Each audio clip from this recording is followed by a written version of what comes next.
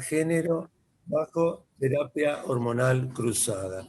Desde ya mi agradecimiento a quienes coordinan ambos departamentos y a los integrantes de estos dos departamentos por toda esta organización y puesta en marcha para hoy concretar esta reunión. Me refiero, en el caso del Departamento de Salud Transgénero y Diversidad Sexual, a la doctora Patricia San Martín, y para el Departamento de Teología y Metabolismo Mineral, a la doctora Silvia Karlsruhe. Antes de darle la palabra a las dos coordinadoras, quisiera hacer dos invitaciones. Una es que recorran nuestra página web, porque ahí van a encontrar todas las múltiples actividades que realizamos. Por ejemplo, si ustedes tienen interés en este tema sobre transgénero, van a ver un curso online. Existen cursos online, webinares, información de interés bibliográfica, desde ya está incluida nuestra revista RAEM, y anuncios como el evento mayor de este año, que es el Congreso. Ustedes ya habrán escuchado que el Congreso este año por primera vez será virtual, va a realizarse del 9 al 12 de octubre. El día 9 realizamos una jornada conjunta con la Sociedad Argentina de Diabetes y del 10 a 12 nuestro clásico Congreso. En la página justamente tienen toda la información de cómo enviar trabajos y el deadline se dejó para el 18 de julio, o sea que todavía estamos en tiempo para mandar trabajos. Desde ya que ahí figuran todos los instructivos para que sepa cómo enviarlos. Y la segunda invitación es que todos los aquí presentes, que no son socios, que ingresen como socios de la sociedad. Nosotros queremos ser inclusivos, amplios, como para que toda la gente, gente joven o no, sea socia de nuestra sociedad. El trámite es muy sencillo, en la página también verán cómo se realiza, y hemos concretado por este año, como habrán por ahí algunos escuchado, un convenio con el Banco Galicia para que los socios o nuevos ingresantes se les bonifica a través de este convenio la cuota societaria, con lo cual, conscientes de que estamos en un momento difícil desde el punto de vista económico, no les implique costo alguno. Bueno, tras estos breves y rapidísimos anuncios parroquiales, dejo la palabra para que den inicio a este webinar que estamos todos ávidos de aprender y escuchar la experiencia de quienes manejan esta temática. Bueno, muchas gracias, Sergio. Les agradezco mucho a todos el interés, el estar aquí esta tarde. Agradezco también al Comité Científico de SAEM que nos da la posibilidad de este espacio, a la señora Graciela De Biasi, que realmente trabaja un montón con todos nosotros, a Roxana Asclate, que también trabaja un montón y siempre está atenta. Y bueno, para nosotros es un gusto poder hacer esta actividad compartida con la doctora Silvia Karlsruhe. No sé, Silvia, si querés comentar algo, y si no, bueno, vamos a alargar ahora las presentaciones, pero bueno, ¿querés comentar o...? No, más que nada, bueno, también mi agradecimiento por la posibilidad de participar en este webinar, más que nada a la Sociedad Argentina de Endocrinología, a su comité, a su comisión directiva, y bueno, y a todos los que hoy participamos, que espero que salga lindo y que aprendan mucho, y que sea un debate interesante para todos. Más que nada es eso. Así que podemos dar inicio al webinar. Bueno, les pedimos otra vez que a medida que vayan entrando, por favor silencien los micrófonos, así no tenemos inconveniente, y que al final vamos a hacer el sector de preguntas, que si pueden también colocar en su pregunta en el chat a quién va dirigida, también lo hace más ágil. Bueno, entonces vamos a dar comienzo. Le doy la entrada al primer disertante. Quiero comentar algo que también es importante. Hicimos un pequeño cambio con respecto al flyer, les pido disculpas, pero a los fines didácticos el primer presentador va a ser el doctor Lucas Dudnitsky. Así que bueno, comenzamos con él, si querés ya ir compartiendo. Entonces, Lucas es médico endocrinólogo, él está a cargo del consultorio de diversidad en el Hospital Central de San Isidro y en el municipio de Escobar, y es además coordinador del Departamento de Salud Transgénero y Diversidad Sexual. Y él nos va a hablar de los objetivos de la terapia hormonal transgénero y algunos interrogantes que se abren al respecto. Bueno, ahora ya te dejamos entonces. Ahí me están dejando. ¿Ahí me Ahí escuchan está. bien? Sí, perfecto. Sí. ¿Qué tal? ¿Cómo están? Bueno, buenas noches. Gracias a todos por estar participando en esta construcción de conocimiento. La primera parte va a ser una parte introductoria, voy a hablar de los objetivos de la terapia hormonal transgénero. Vamos a hablar de algunas definiciones, como para que todos estemos refiriéndonos y charlando en el mismo idioma. ¿A qué nos referimos cuando nos referimos a la palabra sexo, ¿no? Son las características biológicas que determinan la situación de ser hombre o mujer, sean los cromosomas, gónadas, hormonas sexuales. Y remarco la idea que esto es una idea biológica, ¿no? Entonces, perdón, ahí está. Pero además existe un sentido privado y subjetivo del propio sexo, que es la identidad de género. Entonces, la identidad de género es la autopercepción que el individuo tiene de ser hombre, mujer o no binario, según su propio proceso mental. El rol de género va a ser la manifestación pública de esa identidad, ¿sí? O sea, cómo se va a presentar ese individuo ante la sociedad. Nos referimos a una persona cisgénero cuando esta persona vive conforme con el género biológico o el asignado al nacer. Y a una persona transgénero cuando no viven en el género asignado al nacer o biológico o no están conformes con el mismo.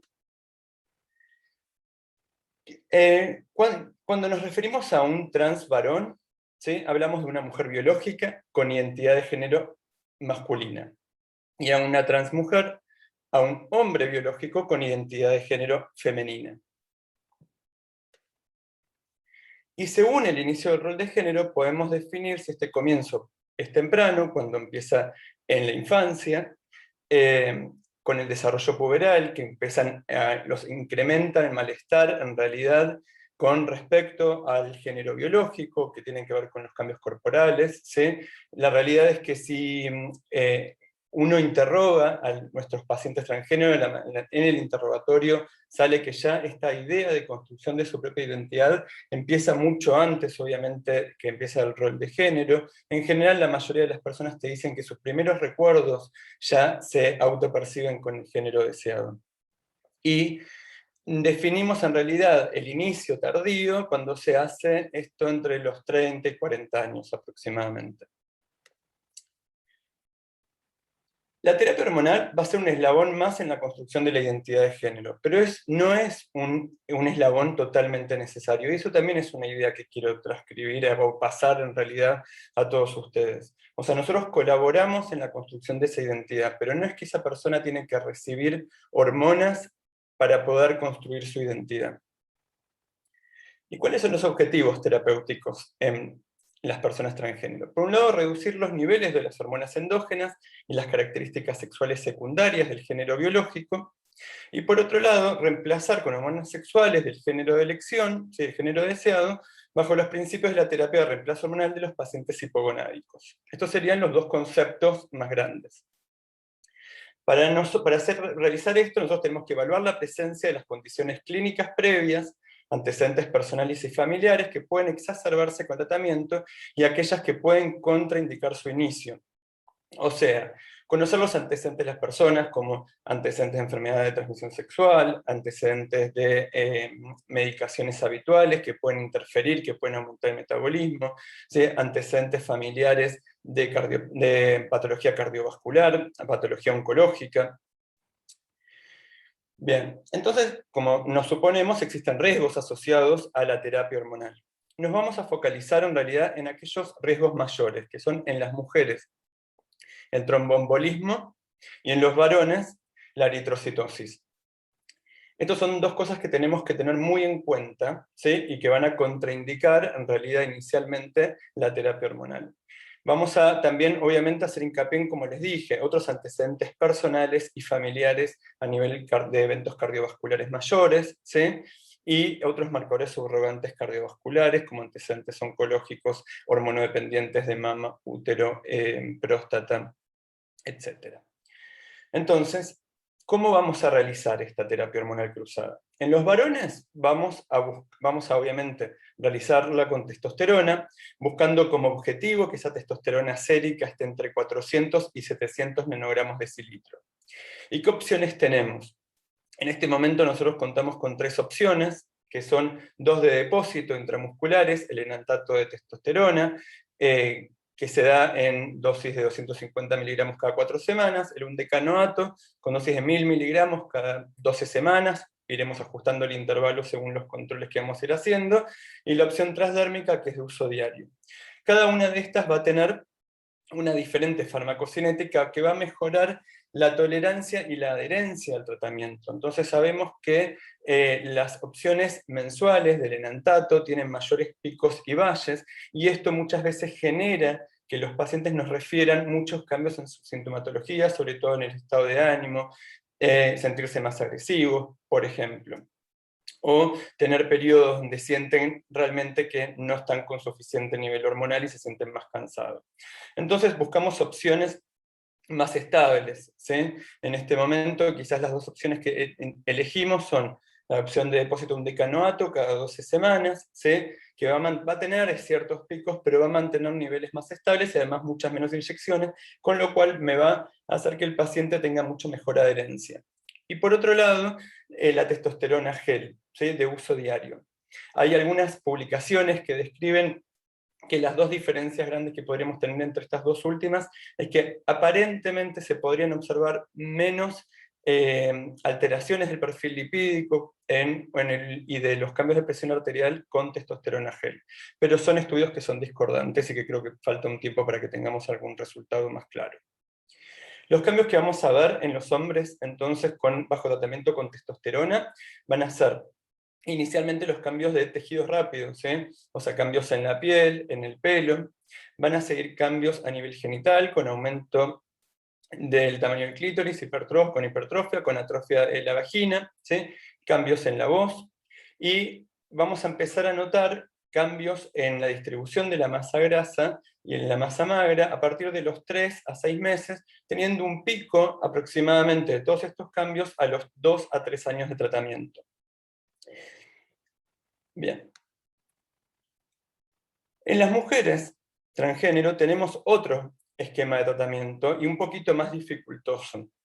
Para lograrlo nosotros necesitamos una combinación, por un lado de estrógeno y por otro lado de antiandrógeno. Y acá se empieza a jugar un poco el tema de si nosotros nos vamos por las guías, en realidad las guías plantean un inicio sincrónico, o sea, de las 2 cosas juntas.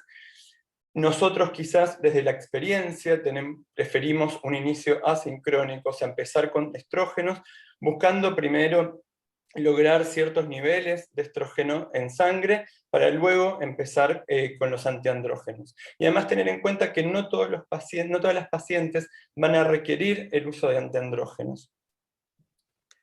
¿Y cuáles son los objetivos que vamos a buscar entonces? De estradiol, el del rango de mujer premenopáusica, entre 50 a 200 picogramos mililitros. Y de testosterona deben mantenerse en rango femenino menor a 55. Pero todo esto también yo tengo que tenerlo y adaptarlo en el interrogatorio a cómo está la persona que está recibiendo el tratamiento, y no ponernos tampoco tan estrictos con estos valores, sobre todo con los valores de testosterona tan bajos. ¿Qué opciones de tratamiento tenemos? Entonces, de los estrógenos, tenemos las formulaciones orales, que es el valerato de estradiol, que vamos a usar de 2 hasta 6 miligramos por día, y las formulaciones transdérmicas, que los parches en este momento lamentablemente no están disponibles, y nos queda el 17-beta-estradiol en gel, que tenemos que considerar que cada aplicación de ese gel va a corresponder a 0,75 microgramos, y vamos a utilizar aproximadamente 4 aplicaciones que corresponderían a 3 microgramos día. Con respecto a los antiandrógenos, tenemos principalmente el aspironolactona y el acetato de ciproterona, que lo podemos asociar en algunos casos estos tratamientos con finasteride, pero en casos muy puntuales, en general, van más pensando en el crecimiento del vello, del pelo. En cuanto a los antiandrógenos, la aspironolactona se va a usar en dosis de 100 a 200 miligramos día. Tenemos que tener cuidado con las alteraciones que pueda haber en el potasio, y sobre todo esto hay que verlo en pacientes que pueden estar con otras medicaciones, por ejemplo antirretrovirales, que también pueden generar alteraciones del potasio.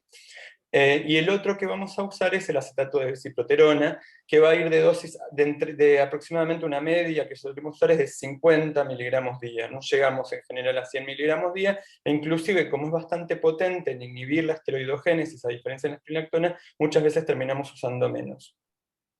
Recordemos que la espronlactona no tiene un efecto tan importante sobre la esteroidogénesis, con lo cual tiene un efecto más periférico y no logra a veces bajar niveles de testosterona sérica de manera tan importante. Los cambios que vamos a ver también empiezan a nivel de la piel y el pelo, disminuyendo la grasa en la piel, mejorando el pelo, ¿sí? El pelo de la cabeza y disminuyendo el vello corporal. Vamos a empezar a ver a partir de los 3 meses desarrollo mamario, que también eso va a depender un poco de la actividad biológica de cada uno de estos receptores en una persona, y bueno, cada persona va a tener un cierto desarrollo, ¿sí? Esto está bueno también transmitírselo a los pacientes. No vamos a notar cambios en la voz, y eso es una diferencia con los chicos trans, que sí vamos a notar un cambio importante en la voz. Tenemos que considerar también que va a haber una disminución del volumen testicular, disminución de las erecciones y disminución del eyaculado. ¿Cómo vamos a hacer el monitoreo de nuestro tratamiento en los varones? El primer año va a ser cada 3 meses, ¿sí? Vamos, como dije, a buscar objetivos entre 400 y 700 nanogramos de cilitro. Vamos a ir ajustando el intervalo de la testosterona en caso de usar depósitos según los valores que tengamos. Vamos a medir el hemograma, vamos a tener un perfil lipídico, obviamente, lo que es el control clínico, y tenemos que recordar ahí hubo... Alguien se le activó... Porque estoy apretando el volumen, por eso. Sí, silencien, por favor. Ahí está. Ahí está. Entonces, y es importante recordar que tenemos que hacer controles ginecológicos, ¿sí? Por lo menos anuales, ¿sí? Y siempre un control ginecológico previo a iniciar el tratamiento. Recordemos que la población trans es una población con una alta prevalencia de personas sin control ginecológico. Y eso es importante que nosotros como médicos logremos tener un equipo para derivar a un ginecólogo o ginecóloga con buen manejo en estos pacientes. En cuanto a la osteoporosis, vamos a hacer screening, en realidad, en pacientes que suspenden el tratamiento hormonal, que tienen baja adherencia al tratamiento hormonal, y aquellos que tienen factores de riesgo asociados de baja masa ósea. En cuanto a las mujeres, el seguimiento es similar. Los primeros años vamos a ser cada 3 meses, el primer año, y después cada 6 meses. También buscando los perfiles hormonales, como comenté previamente, menor a 50, 55 de testosterona y un rango no mayor a 200 de estradiol. Tener en cuenta el control de perfil lipídico, la rutina general, ¿sí? que tenemos que controlar, y obviamente el ionograma en caso de estar usando espronlactona sobre todo, ¿sí? Control de PSA y tener también un urólogo, ¿sí? Dentro del equipo puede ser importante. Vamos a considerar la densitometría en este grupo de pacientes, basal, si se puede, pero no es limitante para el inicio del tratamiento. O sea, si no la puedo hacer, bueno, quedará para más adelante. En pacientes de bajo riesgo está indicado, según las guías, según esta guía en realidad, que es la de la Sociedad Norteamericana del año 2017, iniciar controles a los 60 años. Y pacientes con baja compliance al tratamiento también vamos a considerar la densitometría. Pero esto nos abre un montón de interrogantes que esta guía nos deja. Estos interrogantes son los que vamos a intentar ir respondiendo a lo largo de nuestra charla y de este simposio. ¿Cuándo se debería iniciar el control de metabolismo fosfocálcico y densitometría en las personas transgéneros realmente? ¿Son los valores de referencia de recambio óseo de la población cis adecuados para esta población? ¿Cuál debería ser la población de referencia en la densitometría para las mujeres y los varones transgénero? ¿Cuál debería ser el índice de referencia más adecuado, T o Z-score? ¿Existe mayor riesgo de fractura en esta población? ¿Son efectivos los tratamientos convencionales conocidos en esta población poco estudiada? Bueno, a partir de un poco de estos interrogantes le doy pie a mis compañeros, entonces compañeras, para que intentemos dar la respuesta. Muchas gracias. Bueno, muchas gracias, Lucas. Quedan planteados todos estos interrogantes que esperamos puedan ser respondidos a lo largo del webinar.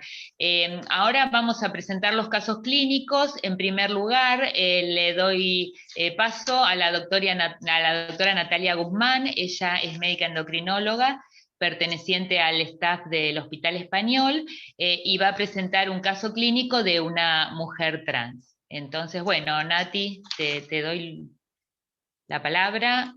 Bueno, gracias, Patricia. Bueno, buenas noches a todos y muchas gracias por acompañarnos en esta jornada.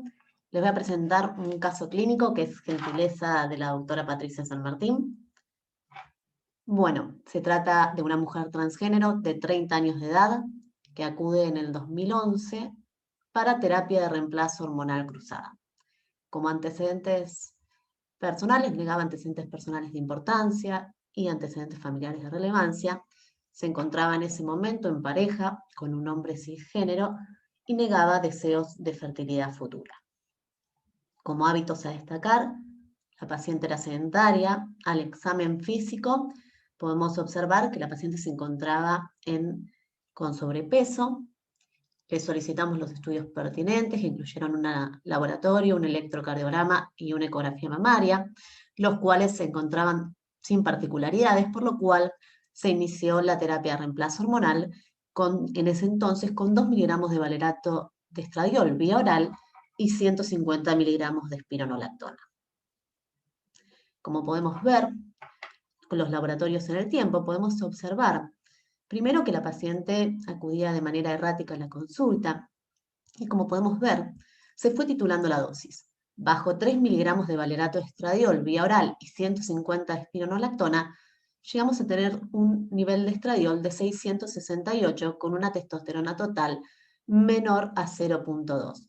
En dicho momento se interrogó a la paciente a ver si estaba recibiendo más dosis de la prescripta o si se estaba administrando vía transdérmica alguna fuente de estrogenoterapia, lo cual fue negado, por lo cual se disminuyó la dosis de valerato de estradiol a 1 miligramo y se repitió al mes el análisis y encontramos ya un nivel de estradiol de 70 y un nivel de testosterona de 0.37. Continuó con el mismo y en el 2014, un año después, acude nuevamente a la consulta estando bajo 1 miligramo de valerato, pero en este caso podemos ver que el estradiol estaba muy bajo, o sea, menor a 30, y una testosterona total menor a 0.2. Se solicitó entonces una densitometría ósea y un laboratorio fosfocálcico.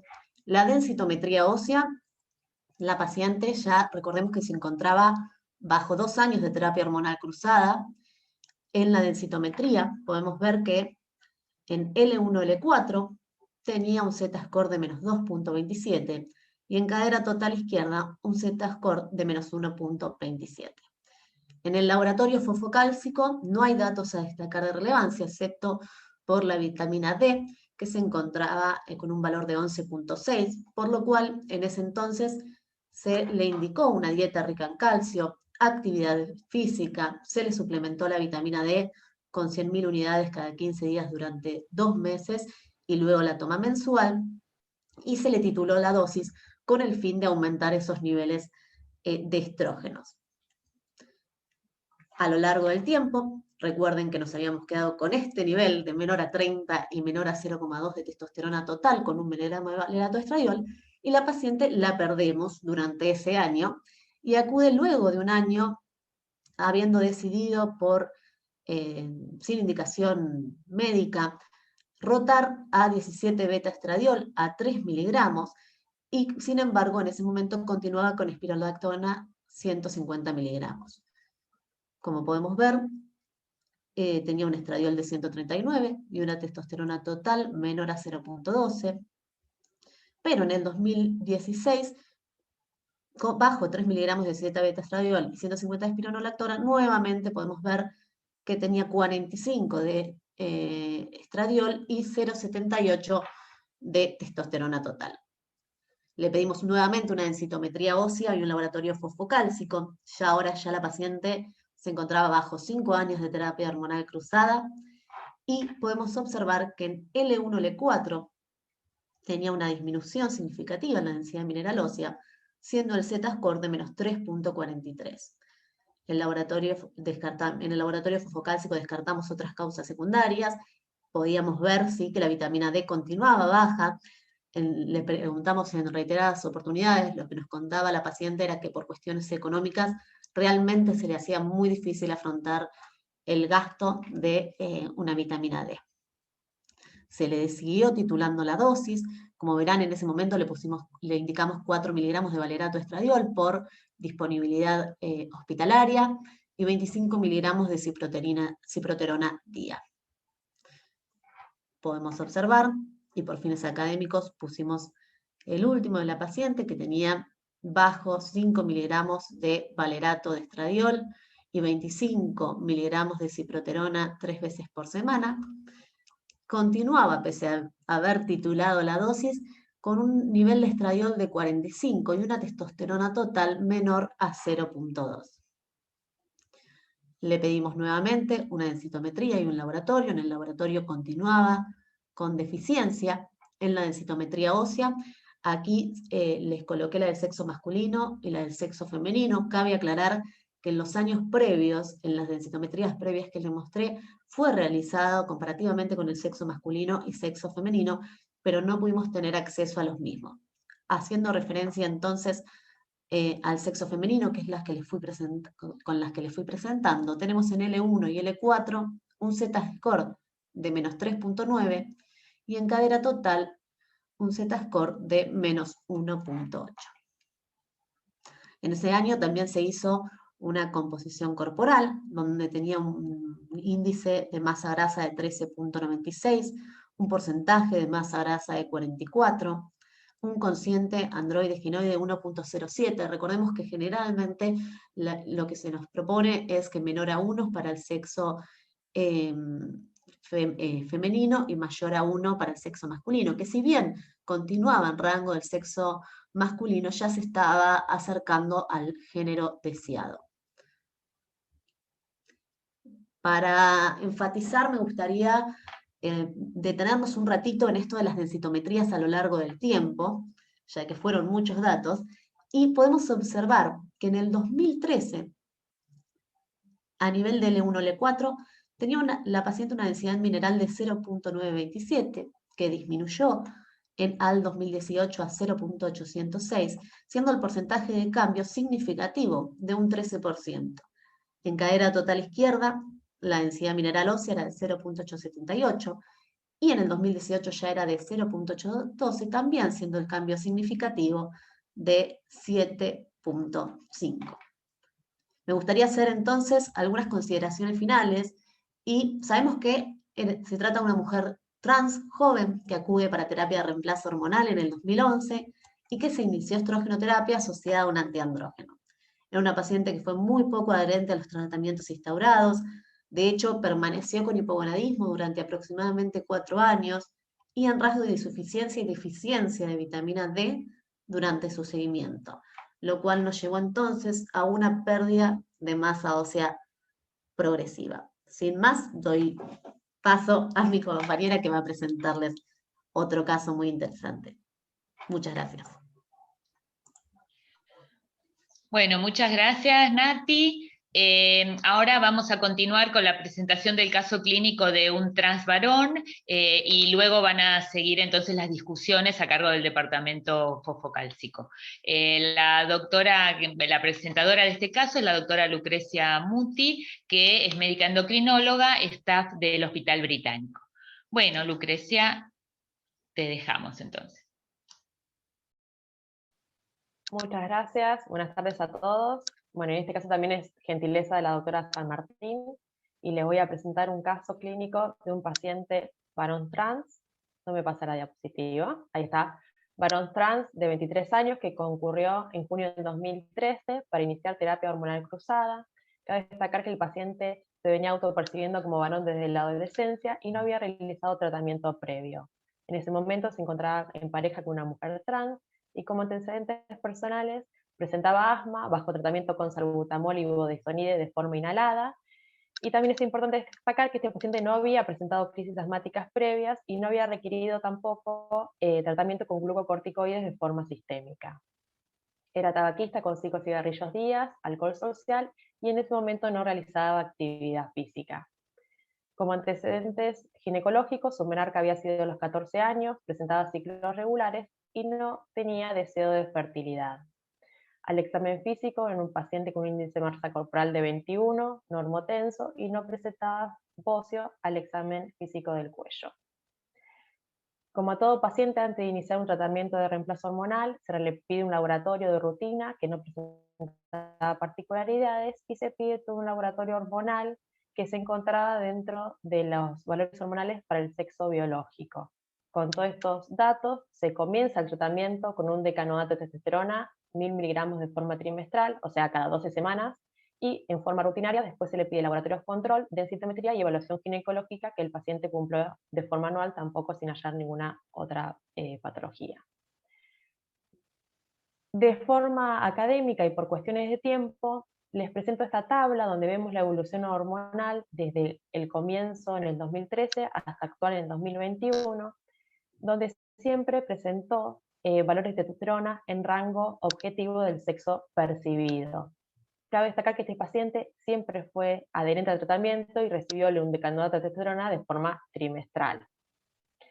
Ya a los 3 meses de haber iniciado el tratamiento, el paciente presenta la amenorrea, y también es importante decir que a fines del 2014 el paciente se realizó la masculinización torácica.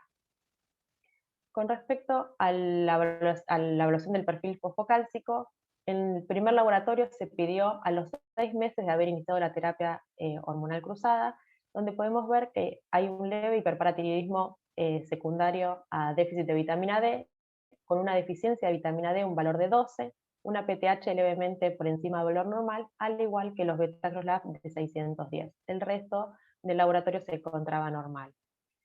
Con este laboratorio se reemplazó con vitamina D3, 100.000 unidades de forma mensual, se le enriqueció la dieta con lácteos y se le indicó comenzar a hacer actividad física. Con este reemplazo y estos cambios podemos observar que siempre se intentó mantener la vitamina D por encima de 30, y ya en el segundo laboratorio los beta-crosLabs con este reemplazo de vitamina D mejoraron y estaban en valores normales. A lo largo de la evolución, este paciente en algún momento presentó algún síntoma digestivo, por lo que también se le descartó enfermedad celíaca mediante anticuerpos. En lo que es la evolución densitométrica, este paciente tiene varias densitometrías, siempre fueron comparadas con ambos sexos, pero tenemos las 3 primeras densitometrías comparadas con el sexo percibido, o sea, con el masculino.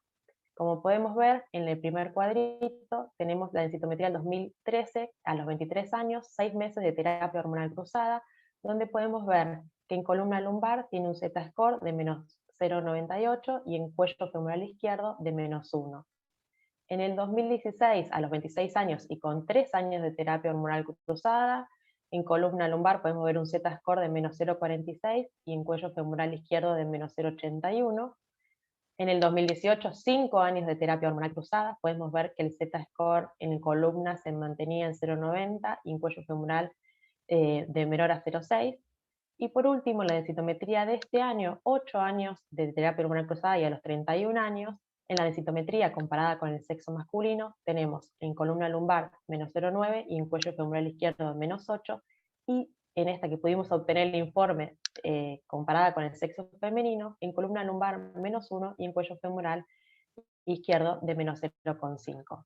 Ahora bien, si comparamos la densitometría, la primera densitometría del 2013 comparada con la del 2021, podemos observar que en columna lumbar presentó un cambio de 2,87 y en cuello femoral izquierdo de 2,80, que es un cambio no significativo. Este año también pudimos obtener la composición corporal, y lo que es importante destacar es que este paciente se mantuvo en normopeso, tiene un índice de masa magra de 17,9, un índice de masa apendicular de 8,7, que son correspondientes al sexo percibido, y un cociente androide-ginoide de 0,62, que también se está acercando al 1. Como comentarios finales, este paciente es un paciente adherente al tratamiento, siempre se mantuvo con niveles hormonales objetivos para el sexo percibido, la densidad ósea se mantuvo estable a lo largo del seguimiento y se reemplazó vitamina D, siempre buscando el objetivo, un nivel mayor de vitamina D de 30. Esto es todo. Muchas gracias. Bueno, muchas gracias.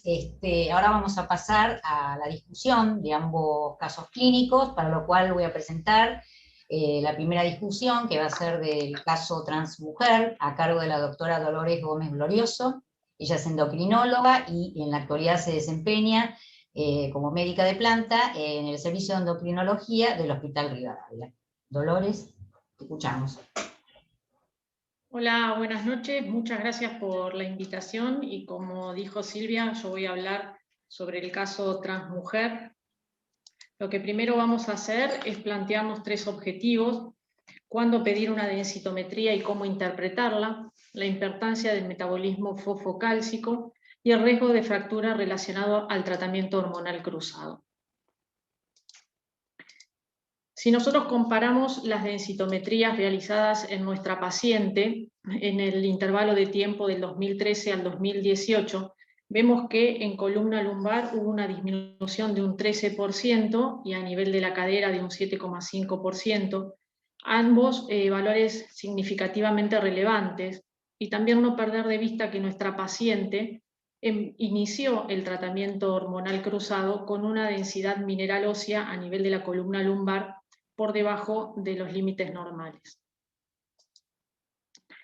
Cuando nosotros tenemos que evaluar a quién solicitarle una densitometría en la población transgénero, las guías internacionales o la Sociedad Internacional de Densitometría recomienda solicitar una densitometría de inicio a pacientes o a mujeres o individuos transgéneros que tengan patologías de base o hipogonadismo, patologías de base ya sean hiperparatiroidismos, enfermedades celíacas o hayan estado en tratamiento durante largo tiempo con glucocorticoides. El seguimiento con densitometría, ¿cuándo solicitarlos? Cuando el resultado pueda influir en la salud de la paciente o la presencia de factores de riesgo para baja masa ósea. Y las mujeres trans sin tratamiento hormonal tienen menos densidad mineral ósea que los hombres cis. Esto se vincula o está relacionado a que las mujeres trans mayoritariamente tienen vitamina D insuficiente o deficiente, son individuos más sedentarios, realizan menos actividad física, y está demostrado que la carga mecánica genera o es beneficiosa para el aumento o el remodelado óseo. En cuanto a la evolución hormonal de nuestra paciente, como ya comentó nuestra compañera, estuvo mayoritariamente en un estado de hipogonadismo. Y en lo relacionado al metabolismo fosfocálcico no hubo alteraciones significativas a nivel de los marcadores ni de resorción ni de formación ósea, pero sí, como mencionamos previamente, los valores de vitamina D se mantuvieron en un estatus de insuficiencia o de déficit de vitamina D.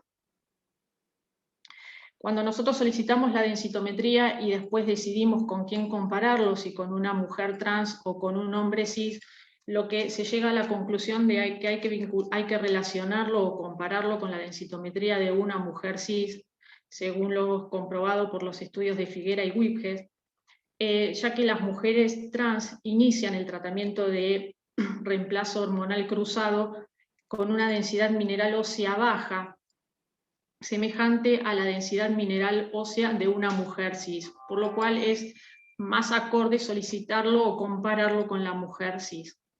El Z-score debe calcularse comparando la densitometría del individuo con poblaciones de género coincidente con el de elección, y si el profesional lo requiere, se lo puede comparar con el sexo registrado al nacer.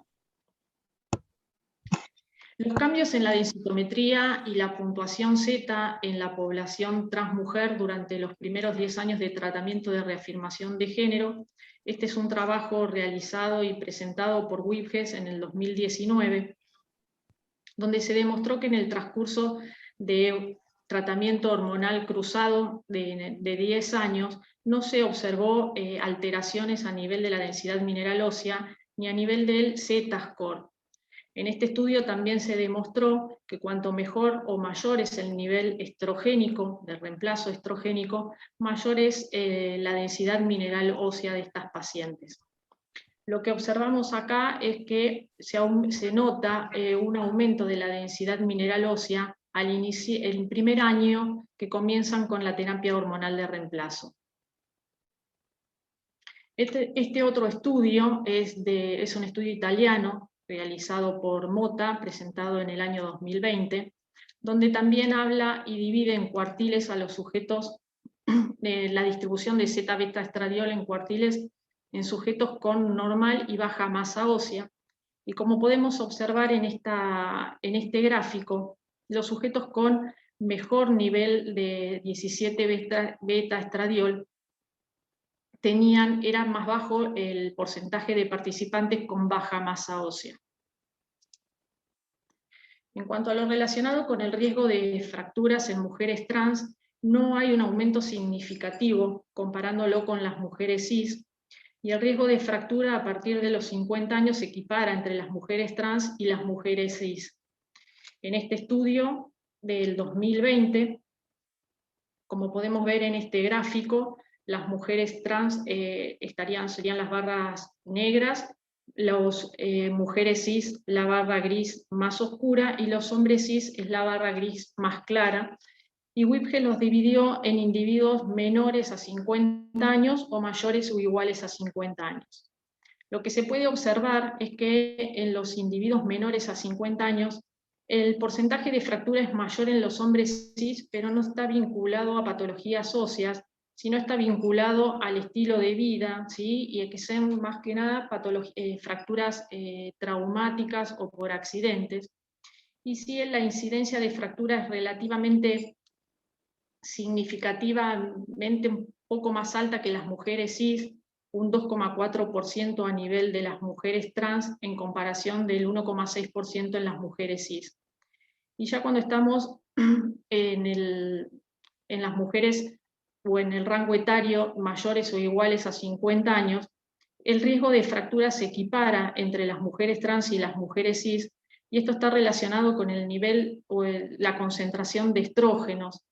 En las mujeres cis mayores a 50 años hay una disminución a nivel estrogénico por la menopausia, y en las mujeres trans estaría relacionado a menor adherencia al tratamiento de reemplazo hormonal o la disminución de las dosis de reemplazo.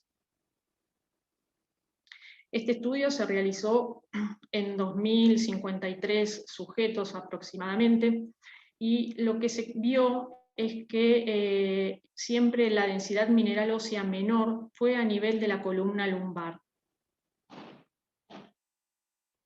Cuando observamos las mujeres trans que presentaron fracturas, ¿sí?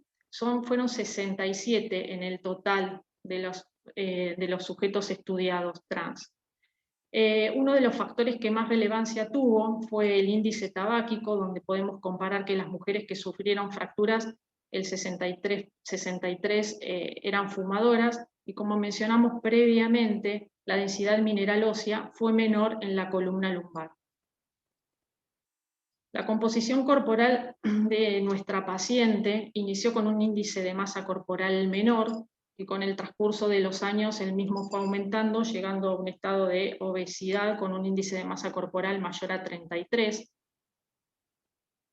Y las modificaciones en la composición corporal en las mujeres transgénero, en reemplazo con estrógenos, aumenta la grasa corporal, mayoritariamente en la región ginoide, a nivel de la cadera y la región glútea, y esto está relacionado con el estímulo que generan los estrógenos a nivel de los adipocitos y la estimulación de una lipoproteína lipasa, y esto genera un aumento en el depósito de tejido graso.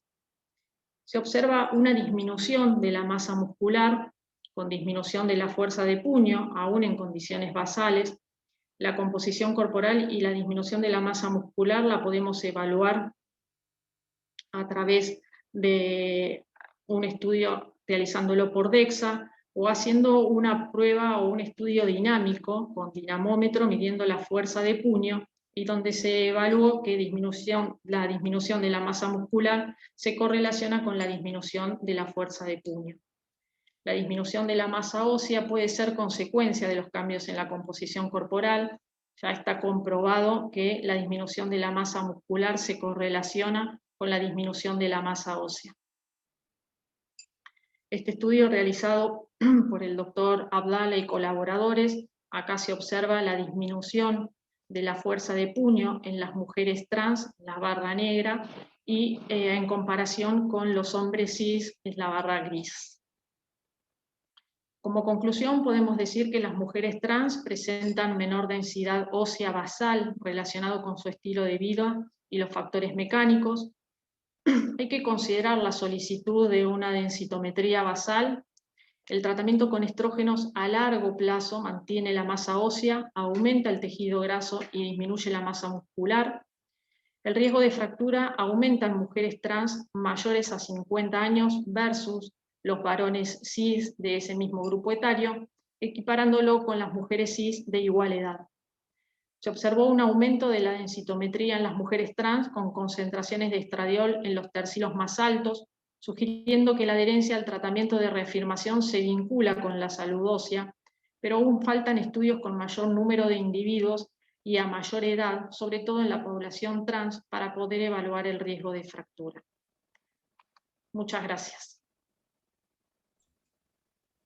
Bueno, muchas gracias, Dolores. Y ahora vamos a pasar a la discusión del caso clínico transvarón a cargo de la doctora Natalia Elías. Ella es endocrinóloga y se desempeña como endocrinóloga médica de planta en el servicio de endocrinología del Hospital Británico de la Ciudad de Buenos Aires. Natalia.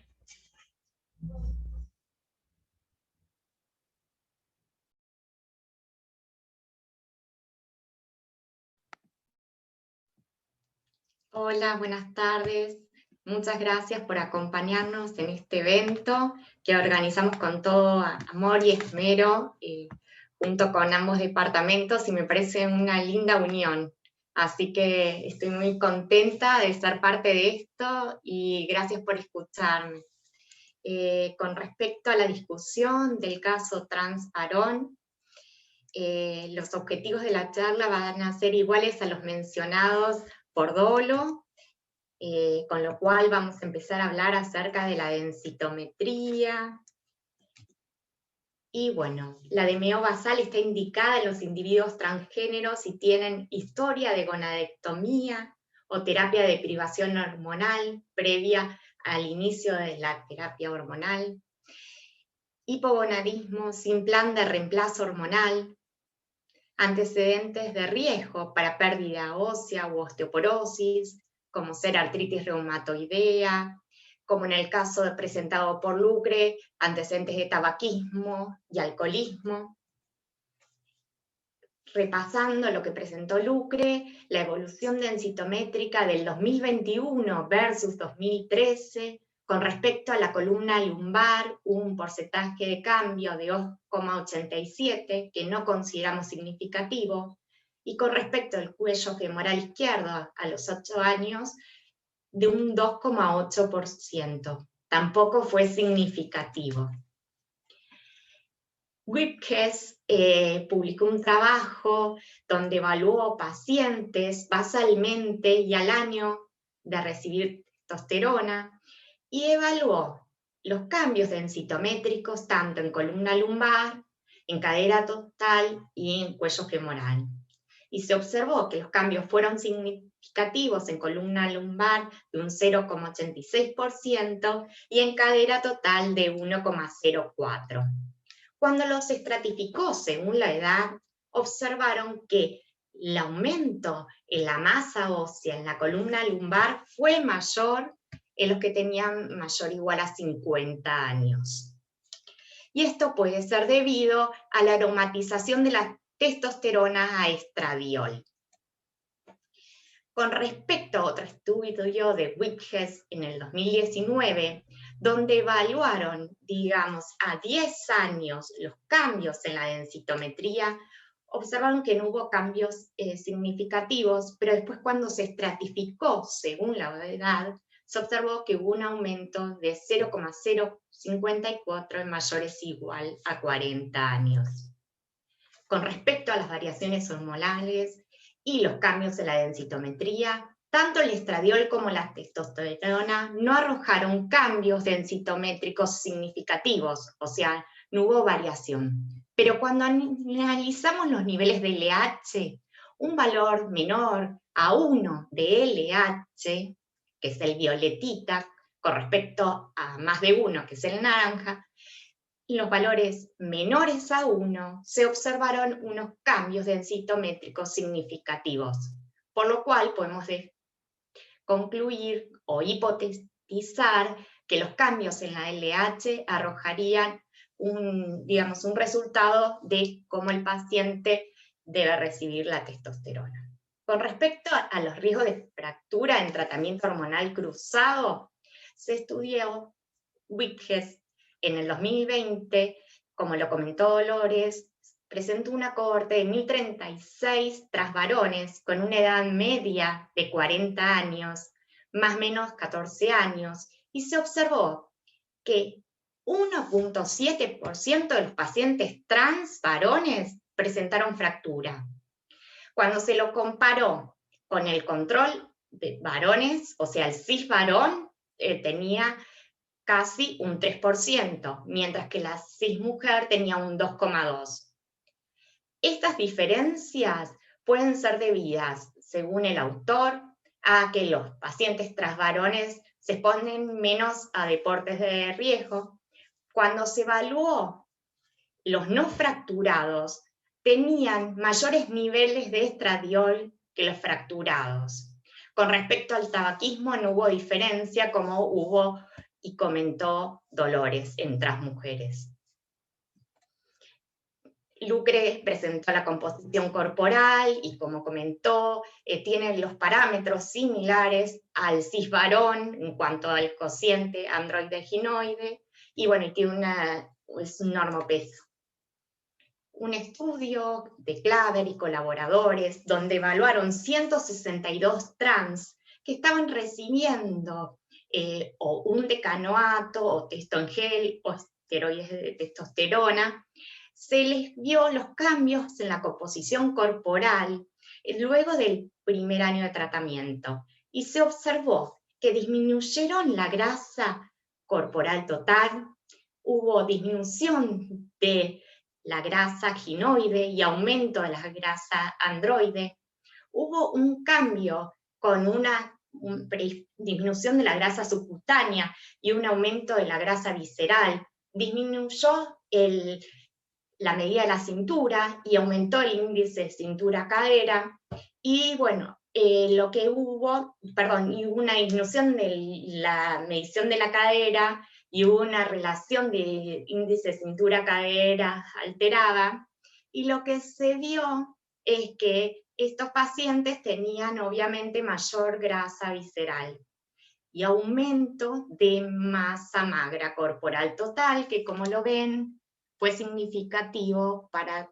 las tres presentaciones. Comentarios finales, podemos concluir que la densitometría evaluada por DEXA en el caso del trans varón partió de valores basales aceptables y se mantuvo estable a lo largo de la terapia hormonal, de acuerdo con la literatura. La terapia hormonal en varones trans no tiene efectos negativos sobre la densitometría, incluso se incrementa en los individuos mayor o igual a 40 años.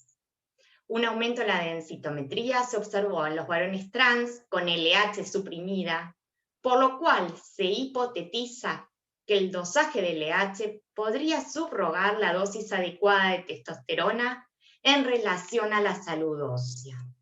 Hasta el momento, la evidencia demuestra que no sería necesaria la solicitud de la densitometría de inicio.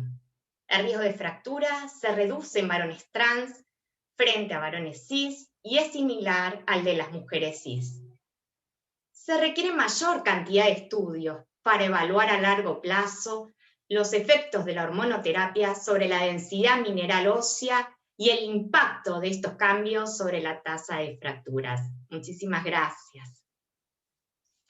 Bueno, gracias Natalia, y ahora vamos a pasar al debate, donde vamos a señalar algunos temas, y bueno, para cual invito a todos los que participamos en el debate.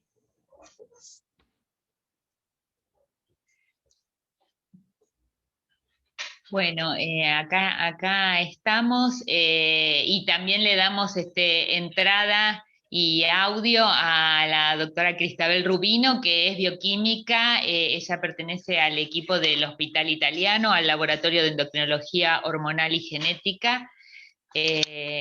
Bueno, y vamos a dar primero lugar a un debate y luego se van a responder las preguntas de la audiencia. Nosotros, bueno, Cristabel, en principio, o arranco yo directamente, te hago una pregunta: ¿qué importancia le damos a los marcadores óseos en la población trans y qué utilidad tiene? Y si contanos qué leíste o qué experiencia tenés con respecto a esto. Buenas, ¿qué tal? Bueno, para empezar, de lo poco que hay escrito respecto a los marcadores óseos en personas transgénero, hay muy poco, y este fue uno de los trabajos que más completo están respecto a los marcadores, y dice que bueno, que no, realmente no alteran. Por lo menos acá evalúan el calcio, la fosfatasa alcalina, la osteocalcina, y no se ven alteradas con la terapia hormonal cruzada. Bueno, por otro lado, me resulta, o sea, lo más importante a tener en cuenta, a ver que no puedo, no va para atrás, ahí está. Lo más importante a tener en cuenta desde el laboratorio es que los marcadores óseos, atrás de cualquier resultado en realidad, tenemos muchas variables. Entre esas son las variables preanalíticas, las variables analíticas y las variables biológicas.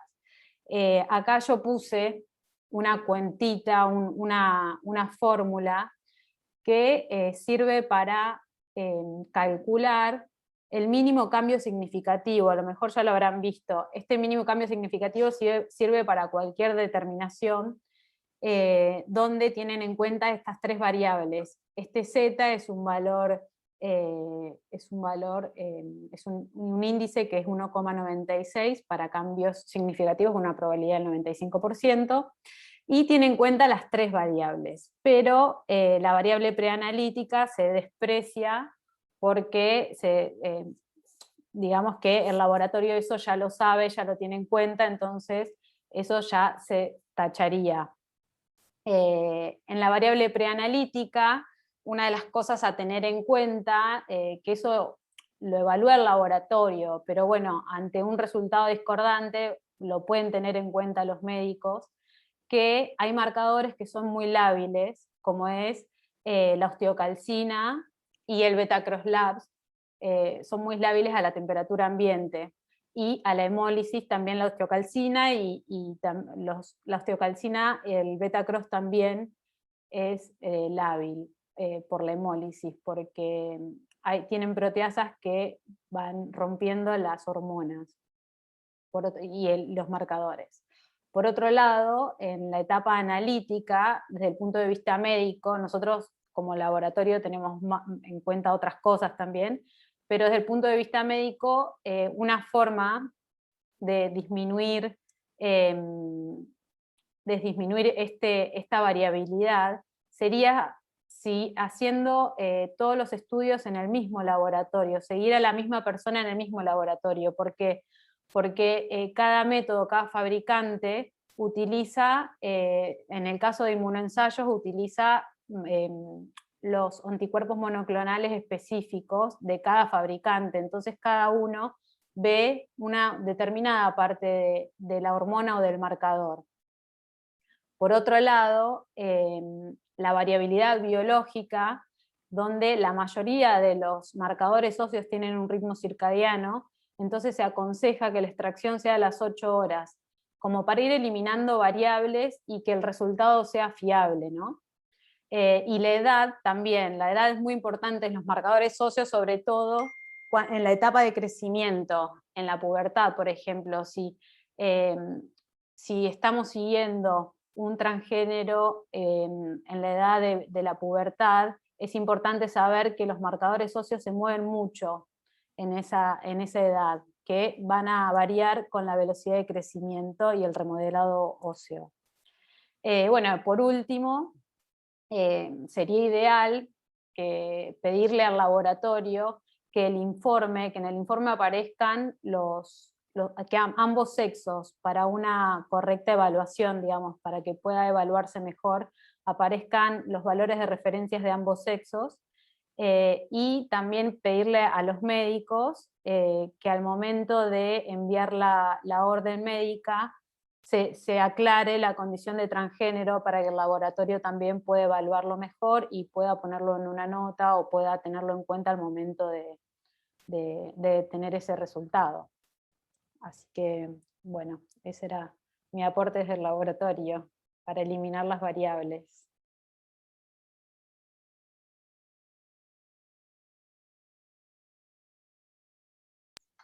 Bueno, muchas gracias, Cristabel.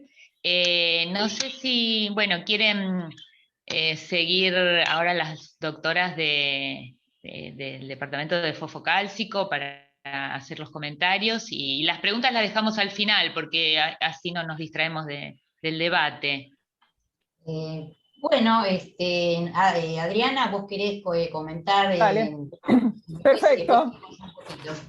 Perfecto, ¿se escucha bien? Sí, sí. ¿Escuchan bien? Bueno, quizá yo lo que voy a hacer es la pregunta del millón, así me lo gano yo. La pregunta del millón sería, ¿y cómo se diagnostica la baja masa ósea si estamos hablando de población joven, o la osteoporosis si estamos hablando de mayores de 50 años en población transgénero? Y eso se resolvería muy fácilmente si tuviésemos en nuestros densitómetros una base de datos de población transgénero. Bueno, les comento que no está, así que si alguien tiene un densitómetro y la quiere empezar a hacer, estaría buenísimo. Quizá por ahí el doctor Abdala nos puede dar una ayudita después. Entonces, tampoco existen trabajos de peso en número que nos indiquen cómo tenemos que calcular nuestros T o nuestro Z-score, siempre dependiendo de la edad de la persona en cuestión, si lo tenemos que calcular de acuerdo al sexo natal o al sexo de afirmación.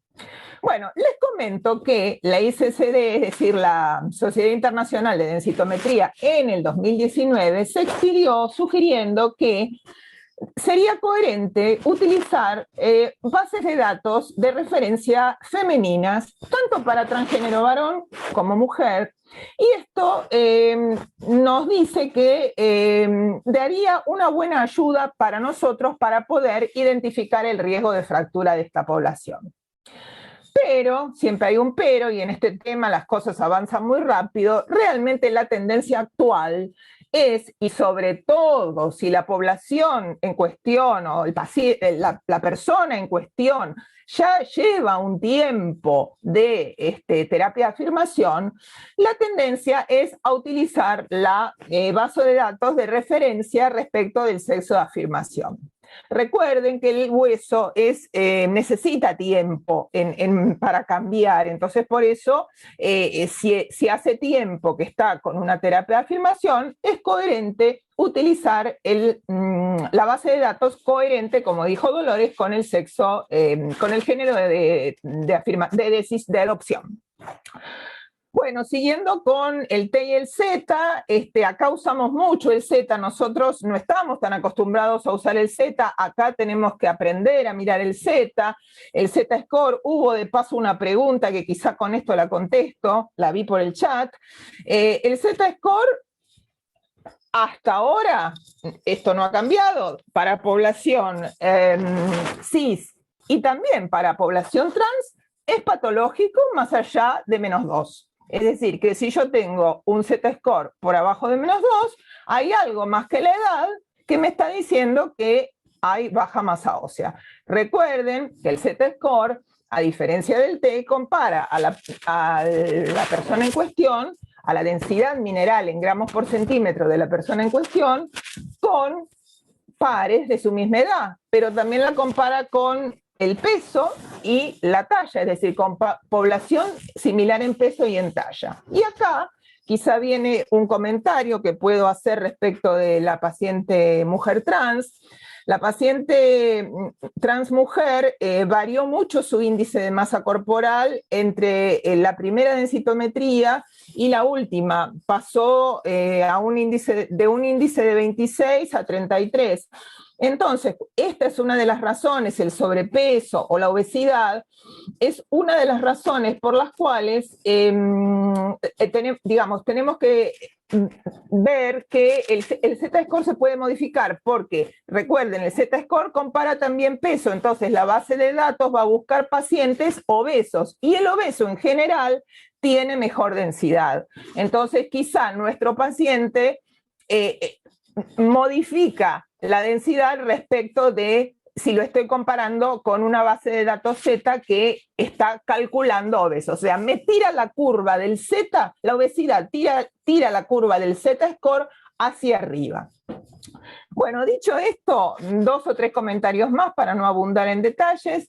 El más rico caso desde el punto de vista densitométrico ha sido el primero, el de la mujer trans, y como dijo la doctora Dolores, partió de un basal bajo, un Z-score de menos 2.27, como se dijo, probablemente debido a razones no hormonales, porque está visto en varios trabajos, y sobre todo los trabajos pivotales del grupo belga de Van Kagenem, se observa en la mujer trans valores densitométricos bajos, menores que la población cis, pero que no dependen de cambios hormonales, porque son previos al tratamiento, dependen del estilo de vida, del sedentarismo, de una cierta condición de aislamiento, y esta baja densidad mineral de la mujer trans con la terapia hormonal es claramente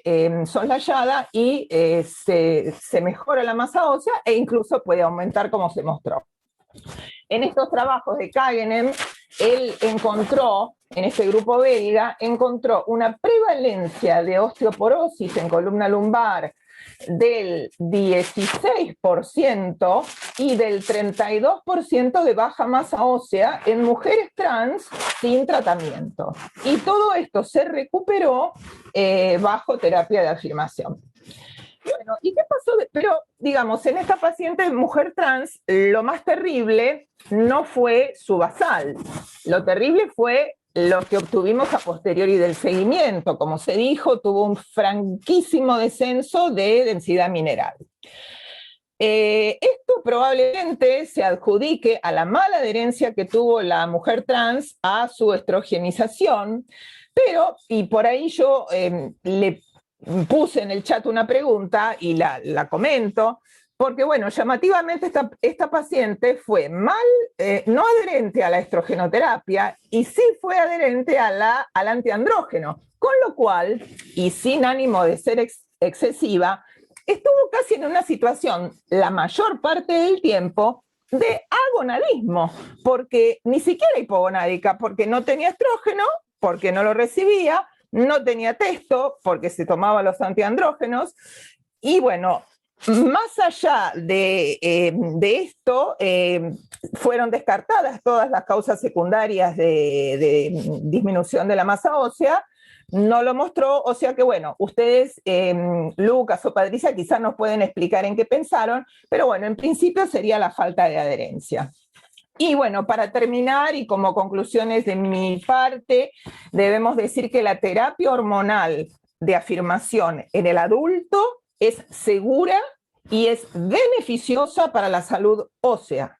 Y nosotros como médicos tratantes tenemos que insistir en el acceso, que gracias a Dios hay ley nacional y se consigue la medicación, pero en el cumplimiento de la terapia hormonal de manera completa.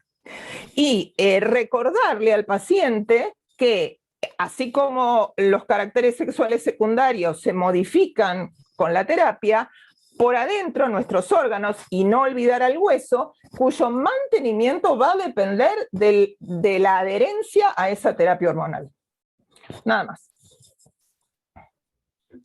Bueno, voy a hacer una muy breve reseña, así podemos dar lugar también a la gente del Departamento de Transgénero, a tantas interrogantes que surgieron con tu debate, Adri, y los que surjan del público.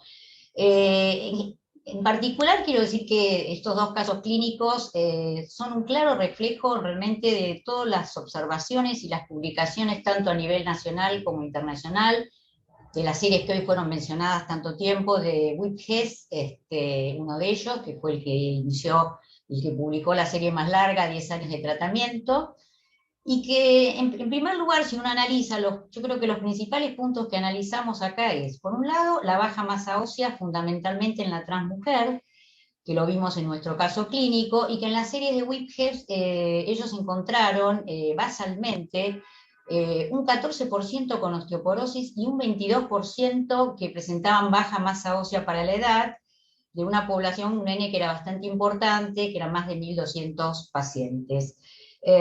Además de esto, ellos analizando las variables, me pareció interesante que dividieron a las mujeres en cuanto a su nivel de estrógenos en tertilos, y que vieron que aquellas que tenían los 2 tertilos más bajos, que fue más del 70% de la población de estudio, tenían una masa ósea más baja.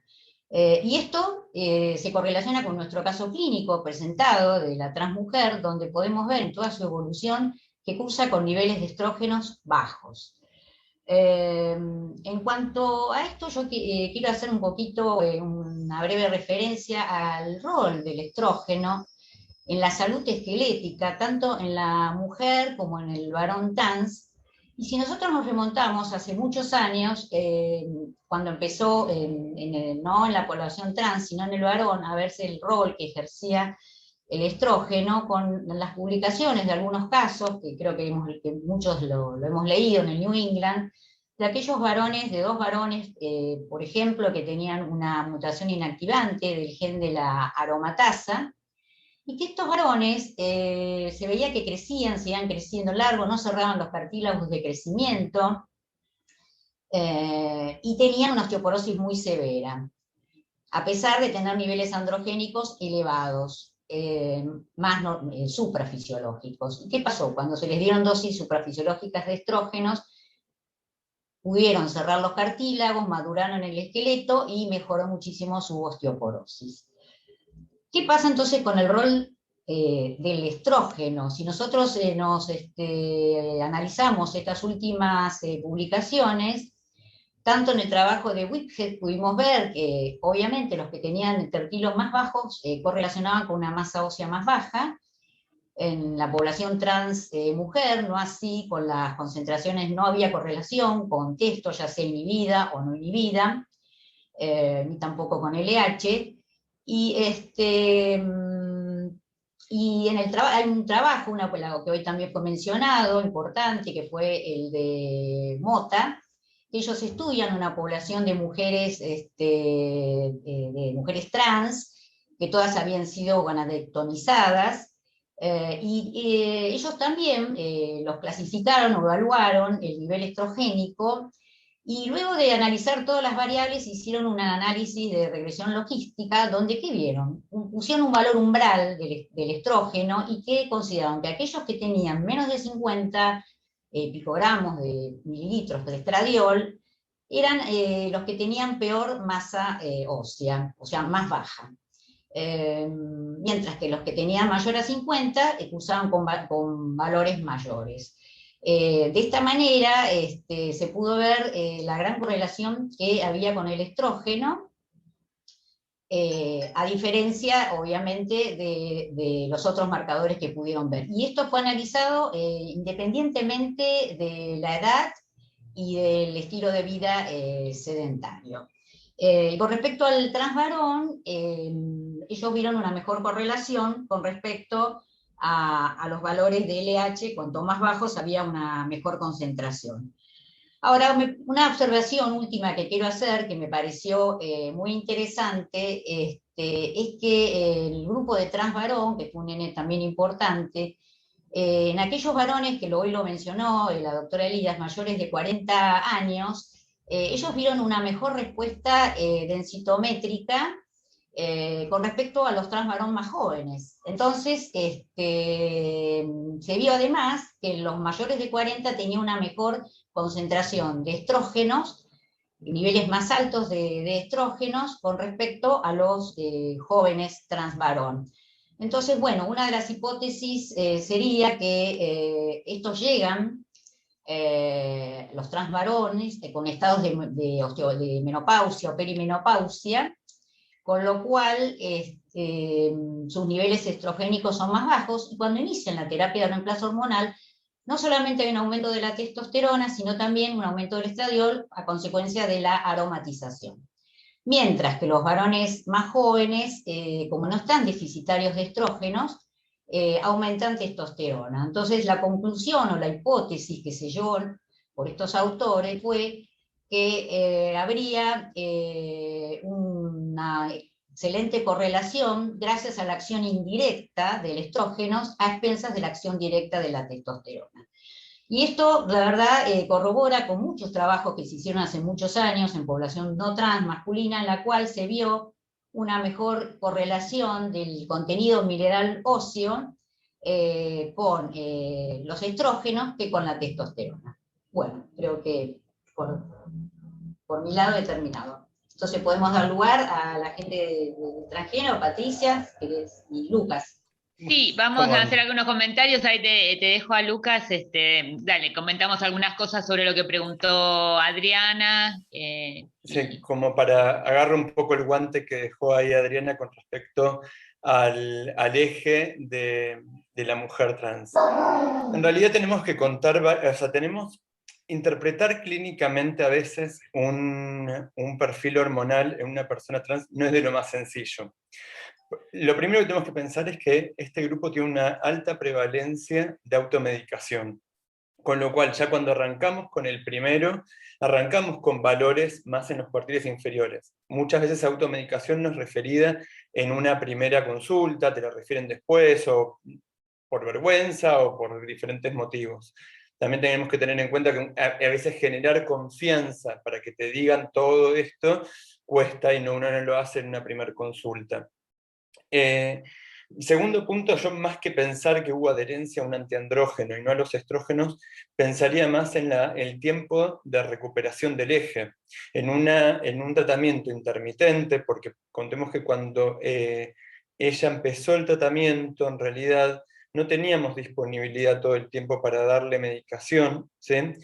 Como quizás tenemos hoy dentro de los planes nacionales o municipales o provinciales, donde podemos darle medicación de manera más continuada, y en ese momento a veces conseguir medicación era inicialmente un poco más complejo, entonces quizás son pacientes que reciben intermitentemente y donde quizás no apenas yo suspendo el tratamiento voy a tener una recuperación del eje total. Tengamos en cuenta también el poder inhibitorio de la esteroidogénesis sobre los valores de testosterona, ¿sí? Que también tienen que ver con esa recuperación. Y por último, lo que me gustaría comentar es algo que yo he visto, lo transmito más sin ninguna, en realidad, esto es pura evidencia de consultorio, también el uso de diferentes cremas, de diferentes cosas cosméticas, donde yo he visto mucha interferencia en los valores de laboratorio. Normalmente quizás esa interferencia uno la encuentra con valores de estradiol muy altos, ¿sí? Fuera del rango, o sea, sin concordancia con lo que a veces están recibiendo, pero eso también puede generar, me imagino, y quizás eso después me parece que las bioquímicas nos pueden eventualmente hacer algún otro comentario, puede generar una mala interpretación de los resultados. Son cosas que uno tiene que tener en cuenta al momento de que uno está sentado frente a un laboratorio en este grupo de pacientes. No sé si, Patrick, ¿querés agregar algo? Bueno, y justamente lo que vos también comentaste en tu presentación, que nosotros cuando empezamos este tratamiento hace tantos años, empezamos con las dos cosas juntas, con estrógenos y antiandrógenos, y que eso ahora después aprendimos que no está tan bueno porque no permite obtener un nivel adecuado de estrógenos, y sobre todo si usamos ciproterona, que al ser un agente progestacional tan potente, bueno, nos va a bajar ambas cosas. Con respecto a esto, en el Hospital Durán han hecho un trabajo y lo presentaron, que en realidad con valores de testo iniciales bajas ni siquiera es importante, o no sería tan útil usar el antiandrógeno, solo con el valor de estrógenos alcanza.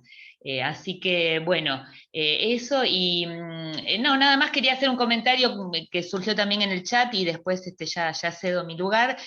Una de las preguntas que hizo Moni Dernouch, que si hay algún plan o un soporte para las mujeres trans que no son adherentes, que es lo que más vemos, pero no, considerar que estas son personas muy marginales en general, a pesar que nosotros tenemos nuestra ley, pero no hay absolutamente nada. A mí me llamó la atención hace unos años que apareció una guía en Estados Unidos en el 2018, sobre los aspectos socioeconómicos de las personas trans. Y ahí dije, bueno, esto quizás es un paso, ¿no? Para una guía solamente para resaltar lo mal que viven, las condiciones de pobreza. Así que bueno, esto falta mucho todavía, pero bueno, no, quería también dejar el lugar para hablar, no sé si está presente el doctor Abdala, que realmente a nivel nacional creo que es la persona que más experiencia tiene, junto con el doctor Nagelberg, en el estudio densitométrico de las personas trans. A ver si lo tenemos presente, le damos la palabra para que nos cuente su experiencia. No, me parece que no está presente. A ver, sí, a ver, sí. Está. Lo dejamos. Ahí lo estoy viendo. Rubén, te cedemos la palabra. Hola, doctora Patricia. ¿Qué tal? Buenas tardes. Buenas tardes a todos. Muchas gracias por invitarme, por dejarme participar. No sé si quieren consultar o opinar, o quieren... Y no sé si te parece comentar, bueno, los resultados a nivel nacional de tu grupo, con densitometrías basales, y qué vieron ustedes, que realmente son el grupo que más experiencia tiene, ¿no? Bueno, en conjunto con Verónica, que está ahí también en el grupo, y Carmen Riu, del Hospital Durán, y bueno, también Verónica Figueroa, el doctor Bruneto, la doctora Silvia Caltrum. Tenemos evaluados justamente personas trans. Creo que llevamos aproximadamente 200 individuos evaluados, y de los cuales pensamos seguirlo. Así que bien, he visto ahí que han mencionado un trabajo. Nosotros encontramos que justamente que estos individuos trans, las mujeres trans, presentaban basalmente y previo al tratamiento hormonal cruzado ya venía con una densidad mineral baja en comparación a población cis. Pero además de esto también se ve que no solo la densidad mineral ósea, sino que la microarquitectura de ese hueso ya viene de una manera diferente, o sea, un espesor cortical, trabéculas más delgadas. Así que bueno, creo que de la misma manera que había opinado Adri, creo que el factor mecánico es un factor determinante para ese pico de masa ósea y ese máximo capital de hueso que uno puede llegar a tener, más allá de lo genético. Sabemos que el 80% de la densidad mineral ósea está determinada por la genética, pero siempre intervienen los factores nutricionales, los factores mecánicos, los factores hormonales, son importantes para esta máxima adquisición de hueso, de densidad mineral ósea. Y con respecto a los marcadores de remodelado, lo que sí se ha visto en esos adolescentes trans con una edad ósea menor a 15 años y menor a 14 años de edad ósea, sí tenían unos marcadores de remodelado, tanto el P1NP, que es el marcador de formación, como el CrossLab, tenían mucho más alto que aquellos trans adolescentes de una edad ósea mayor a 16. Y eso es muy importante porque sabemos que esa máxima adquisición de hueso uno va a adquirir durante la pubertad principalmente, ¿no? Y aquí es donde intervienen los esteroides sexuales. previo a la pubertad, la hormona de crecimiento juega el rol fundamental, pero durante la pubertad y después de la pubertad, los esteroides sexuales. Y bueno, la gran pregunta es, ¿qué pasa con el pico de masa ósea, con la máxima adquisición de hueso en esta población? Así que bueno, la idea era próximamente poder comentar nuestra experiencia, que tenemos, creo que aproximadamente 40 adolescentes trans que lo estamos evaluando aquí con Verónica y Carmen Riu. Y el doctor Nájel, perdón. No me puedo olvidar de voy, mami, no yo. Es una pregunta que puedo contestar yo si quieren. Durante el seguimiento, ¿cada cuánto tiempo consideran prudente realizar la densitometría en estos pacientes? Y según lo publicado, la densitometría se debe hacer dependiendo del resultado, si el paciente tiene osteoporosis cada año, y si el paciente está normal, se debe repetir cada 2 a 5 años.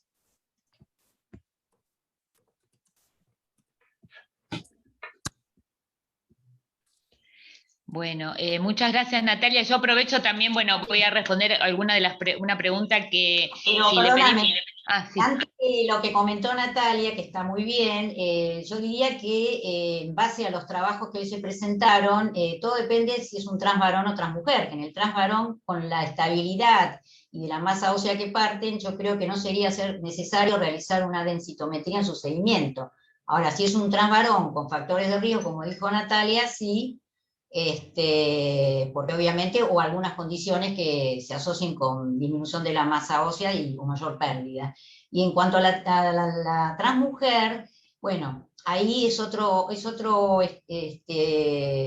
tema, es otro análisis, porque yo creo que yo llego a la conclusión, si bien la posición oficial de la Sociedad Internacional de Densitometría Clínica dice que no sería necesario realizar una densitometría basalmente, a menos que haya factores de riesgos, o que, bueno, como hoy lo enumeraron las doctoras, que tenga una mala compliance, una suspensión del tratamiento hormonal.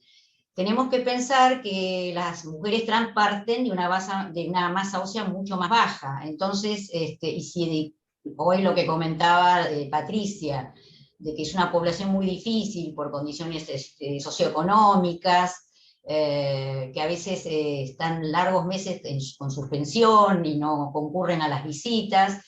Yo creo que, bueno, el seguimiento tendría que ser más frecuente, por ahí 1 año, 2 años. Por eso es importante el seguimiento individualizado. Esa es nuestra postura personal, ¿no? Sí, acá hay un comentario que hizo Mónica y lo voy a leer. En relación a la interacción grasa-hueso, Mónica Bernoulli aporta que sería interesante evaluar si la relación de adipoquinas y hueso es diferente en la población trans versus la cis, y esto podría estar impactando en el hueso. Acá hay una pregunta que Rosana Esclaten me la pasó a mí, pero yo se la paso a los de trans. Rosana, si querés hacerla... están todos silenciados. Rosana pregunta... Sí, ¿la viste? Sí, la vi. Rosana pregunta, en el caso de un trans varón con osteoporosis y deseo de fertilidad. A eso me supera a mí. Me supera. A mí también. Bueno, yo puedo hablar de mi parte.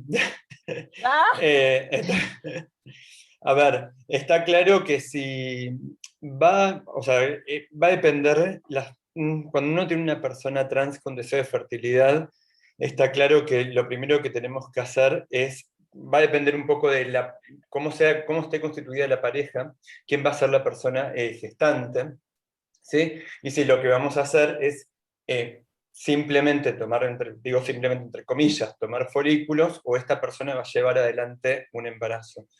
La realidad es que está claro que desde el punto de vista de embarazo hay que suspender el tratamiento, ¿sí?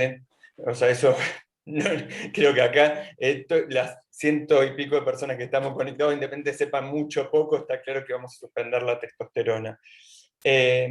La búsqueda de fertilidad se debe iniciar una vez que los valores de testosterona sérica estén en valores de seguridad, ¿sí? Para ese embrión que se va a formar, ¿sí?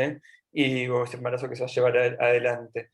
Y por otro lado, creo que uno lo que tiene que hacer ahí es focalizar desde el punto de vista de medidas de alimentación, aporte de calcio y vitamina D. Y me parece que hasta mucho más no nos queda, lamentablemente. Es así. Por lo menos a la experiencia que tenemos hoy. Bueno, gracias. Sí. No sé, quería darle la palabra un momento, que hay algunas preguntas del chat sobre pediatría y adolescencia, a la doctora Verónica Fernández Mentaberri, que es médica endocrinóloga del Hospital Durán. También colabora o trabaja en colaboración con el doctor Abdala, así que bueno, Vero también tiene experiencia en este tema. Vero. Bueno, gracias, Patri. Pensé que iba a zafar hoy. Pero bueno, primero contarles un poquito lo que dijo el doctor Abdala. La verdad que nuestro grupo viene trabajando desde hace muchos años con una gran casuística en adultos, y desde hace unos 6, 7 años se fue incorporando cada vez más la atención de niñas y adolescentes transgénero. Y cuando yo empiezo, como endocrinóloga infantil del servicio, a ver a estas niñeces y adolescencias trans, me sentía como cómoda, por un lado, con el uso del análogo, en cuanto que todos los endocrinólogos infantiles tenemos mucha experiencia, pero la verdad que me hacía ruido qué iba a pasar con la salud ósea de estos niños y qué iba a pasar a largo plazo con tantos años de análogos. Y ahí fue que le propongo a Rubén qué le parecía empezar a estudiar a esta población que estaba virgen de tratamiento, y para ver qué iba a pasar. Y así que bueno, ya que está Rubén, le agradezco siempre, porque aparte aprendo un montón de él. Y fue así que nosotros tenemos esta casuística bastante importante y que vamos a empezar a trabajar, y se sumó la doctora Figueroa, que es del Hospital Elizalde, que es la otra gran casuística que hay dentro del país como centros de derivación. Y la verdad que hasta hace muy poco no había nada, y cuando a mí en estas charlas me preguntaban, empezaba a transpirar, porque no había, pero porque todavía no hay experiencia. La realidad es que hay muy pocos trabajos, y después, Rubén, te pido que me ayudes si hay algo más que se me está escapando, pero como últimos trabajos, o primero trabajo en realidad que se empezaron a presentar, aparece en un Journal Pediatric of Endocrinology and Metabolism en el año 2019, que es del grupo del Reino Unido, del Dr. Butler, donde ellos evalúan el efecto del análogo de GnRH en la DMO en adolescentes jóvenes transgénero. En verdad es un estudio retrospectivo que fue desde el año 2011 al 2016, donde evalúan 70 niñas transgénero entre 12 y 14 años, a un grupo lo siguen 1 año y a 31 lo siguen 2 años. Y en verdad lo que vieron era que inicialmente en los trans varón había una disminución mayor de la DMO que en las trans mujeres, y que luego el primer año observaban una disminución en el Z, tanto en columna lumbar como en cuello femoral, pero que no se alteraba la densidad mineral ósea areal. Y el otro gran trabajo, y quizás es de la gente que más experiencia tiene por el recorrido y por la cantidad de años que llevan, sale el año pasado, en el 2020, en un GCM, que es del grupo de la gente de los Países Bajos, de Hahnemann. Y este sí es un estudio prospectivo, observacional, también hablamos de pequeñas cantidades, creo que igual decimos pequeñas cantidades, y nosotros acá en la Argentina, si Rubén sigue trabajando, vamos a tener más o menos ese número, pero tenían 51 trans mujer y 70 trans varón tratados con análogos, y ellos evalúan ese grupo con tratamiento con análogo, y después 36 trans mujeres y 42 trans varones tratados con análogo y tratamiento hormonal cruzado. Y lo que vieron, por otro lado lo dividen en puberales tempranos y tardíos. Y en sí lo que observaron era que había una disminución de la densidad mineral ósea al inicio del tratamiento, o durante el tratamiento, en verdad, con el análogo del GnRH, pero que esto se recuperaba una vez que se iniciaba la terapia hormonal cruzada. En realidad lo que vieron era que en la transmujer, igual que los estudios que dieron y que presentan ustedes en adultos, el ZDMO nunca se llegaba a recuperar de todo a pesar del tratamiento hormonal cruzado.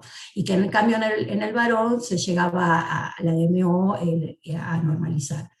Bueno, no sé, más o menos esto es lo que, no sé si Rubén quiere decir algo más con la experiencia que él tiene de los niños que nos viene analizando.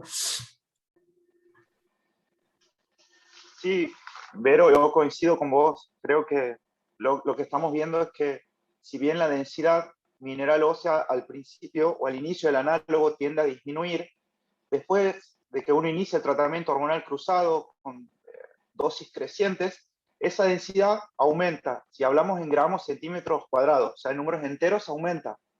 Pero el Z-score a 22 años nunca alcanza el Z para la población cis. O sea, si nosotros comparamos con población del mismo sexo, de la misma edad, del mismo peso, de la misma talla, si luego de iniciar los análogos nunca alcanzan ese Z. Se recupera la densidad en gramos centímetros cuadrados, pero no, comparándolo con la misma población, con una población similar, no alcanza el Z. Es así. Entonces ya parten con un Z más bajo. Sí, por ahí puedo agregar una cosita, porque temiendo que este tema iba a salir, y no es mi expertise ni mucho menos, pero en el hospital tenemos al doctor Hugo Boquete, que se disculpó porque quería estar, pero bueno, el consultorio lo superó, y lo hablé con él, y realmente me explicó, y medio que me espeluzné, porque si vamos... Está todo bárbaro, pero si vamos a los números, sería que se le da análogo de GHRH de GnRH, perdón, a un TANER1, TANER2. Apenas le sale el botoncito mamario. Se lo tiene, si es una nena, ¿no? Se lo tiene como, ahí sí, el término de agonádico lo tomé él. Se lo tiene agonádico hasta que se lo pospone el desarrollo de la pubertad, hasta que a los 15, 16, dependiendo del caso, se le saca el análogo y se le pone el cruzado. Y así, respiró hondo, y él, que tiene mucha experiencia, me dice, bueno, hay que ver, se dice que se recupera, pero hay que ver. Es todo un capítulo, y las palabras que usan en inglés leyendo los trabajos es que hay preocupación de qué pasa con la masa ósea futura en estos casos. Pero bueno, quizá con la base de datos de Rubén nos va a resolver. Sí, nada más que una pequeña aclaración. Primero, siempre tiene que ser a partir de TANER2, es decir, tiene que haber empezado la pubertad. Nunca se hace ningún tratamiento previo al inicio de la pubertad. Y por suerte, a diferencia de otros países, en nuestro país no se pone análogo a todos, solamente a aquellas niñas que lo deseen. Es decir, nosotros no tenemos, como en otros países, soy transgénero y entonces me obligan a entrar en un protocolo de análogos, y ese análogo lo tengo que recibir hasta los 16 años y después me sacan la gónada. Acá nosotros hacemos acompañamiento de niñeces, infancias y adolescencias trans, en donde no hay obligaciones de hacer ningún tratamiento, solo acompañamos a lo que ese usuario necesite, acompañamos al niño en su decisión, ¿sí? Y por supuesto que nos preocupa, porque nosotros no sabemos nosotros, no sabe nadie, y por eso, bueno, venimos trabajando con Rubén, haciendo también nuestra propia experiencia, sabiendo que no hay experiencia en el resto del mundo. Y bueno, que esto está cada vez más fuerte, y por eso nosotros trabajamos mucho el tema de tener porque esto también se vio como un valor predictivo positivo, el estatus de la vitamina D, trabajamos en el consumo de lácteos, trabajamos en que hagan actividad física y mejoren los hábitos. Así que bueno, es una preocupación, pero, y quiero aclarar eso, ¿no? Que esto no es un protocolo obligatorio. por suerte, en nuestro país, porque existe una ley que así nos permite hacerlo, ¿no es cierto? ¿Puedo hacer una pregunta, Vero? Entonces, en base a lo que dijo Rubén con respecto al pico de masa ósea, que nunca llegan a un Z normal, o sea que vos considerarías que, o yo, no sé, pienso, quizá ahora con lo que vos decís que no a todos se les dan análogos, por lo que uno lee en otras partes del mundo, por ahí vos leíste más, quizás sí, entonces sería una población de riesgo para siempre, porque si ya partimos en los que recibieron análogos, de no alcanzar ese pico de masa ósea que es necesario para el resto de la vida, ¿qué pasa? Primero que no sabemos, después recordar que el pico de masa ósea lo adquieren después de haber finalizado también la pubertad, es decir, claro, que no es eso, durante la pubertad que se adquiere, ¿no? Pero es muy llamativo también estos estudios que se vieron en adultos, donde comparaban, sobre todo en el caso de las mujeres trans, ¿no? Que las mujeres trans ya tenían, previo a la hormonización, densidad de minerales óseas más bajas que los hombres cis, y que a pesar de que ellas no habían recibido análogos, ¿no es cierto? Es decir, vírgenes de tratamiento, y que después con la terapia hormonal, con estrogénica, no alcanzan tampoco. Y en estos casos no eran mujeres, no sé, decime vos bien, Rubén, que hace adulto, no eran mujeres muy jovencitas. La otra experiencia, aparte que nosotros tenemos por ahora a nivel, por lo menos en nuestro centro y con Vero Figueroa y en otras partes del país, donde también están trabajando tecnólogas infantiles, la mayoría de los y las consultantes son pospuberales o puberales tardíos. En mi caso tengo algún niño que ha empezado precozmente, pero por ahora el número es muy pequeño, y bueno, tenemos muchas incertidumbres sobre las cuales estamos trabajando, ¿no es cierto? Me gustaría hacer un pequeño comentario al respecto en cuanto a cómo estamos analizando todo, ¿no? Digo, para abrir un poco nuestra cabeza. Cada vez que uno se pone a leer, sea la parte cardiovascular, sea la parte ósea, hoy nos toca la parte ósea, nos encontramos, y está bueno para también tenerlo en cuenta cuando uno va a leer, con una población que probablemente vaya modificando mucho, ¿sí?, todos sus cofactores a lo largo de los próximos 10, 15 o 20 años. La población adulta hoy, si se hace se hizo un interrogatorio en una encuesta en Estados Unidos, 1/3 de la población adulta transgénero es pobre, ¿sí?, está por debajo, o sea, comparada con la población general. Y el 33%, y no hizo ninguna consulta al sistema de salud. De los que tuvieron alguna consulta del sistema de salud, el 33%, o sea, el 60 y pico por ciento que quedaba, que había consultado, 1/3 de ese tuvieron una mala experiencia en el sistema de salud, por tanto no repiten la consulta. Muchos de esos análisis que nosotros estamos haciendo tienen que ver con esta población, que no está de más intentar entender esto. Cuando nosotros empezamos, me acuerdo con el grupo, con Patri, nosotros veíamos una media de primera consulta arriba de los 30 años, ¿sí?, con este tipo de población, como dijo Patri antes, con una población muy marginal, ¿sí?, que quizás a los 15, 16 años habían sido directamente echados de sus casas a la calle y hacer lo que se podía. Y eso obviamente que va a tener un impacto sobre todo lo que estamos hablando, ¿no? Sobre la parte nutricional, sobre el ejercicio, el poder llegar a tener una buena nutrición, ¿sí?, proteica, y ni hablar de la ingesta de calcio.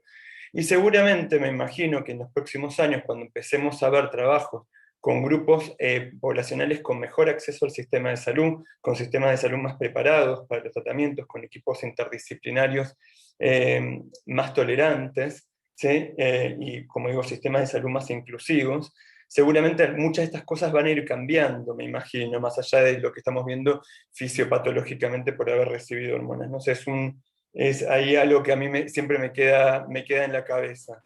Por eso digo, tomemos las cosas hoy y pensemos en 20 años que quizás estemos viendo cosas totalmente diferentes.